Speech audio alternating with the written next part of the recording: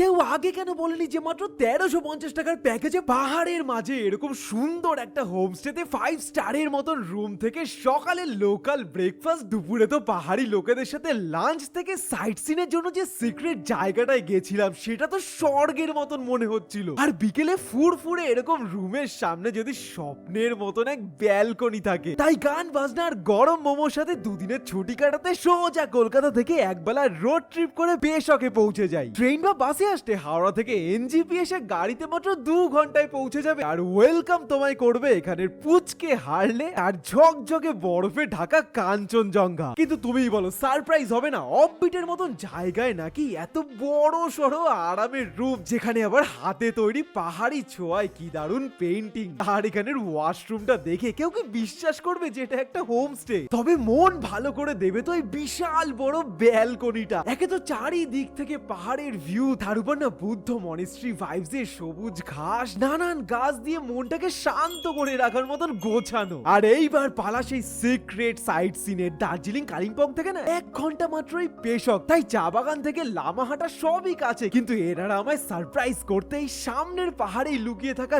তারে ভিড়ে নিয়ে আসে। তার উপর না তুমি কিভাবে আসবে, কোথায় ঘুরবে, সব ব্যবস্থা এই হারি মাঙ্গিম হোমস্টেতে কল করলেই তাড়া করে দেবে। কলকাতার কাছে স্বর্গের ফিল নিতে চাইলে অবশ্যই ঘুরে এসো।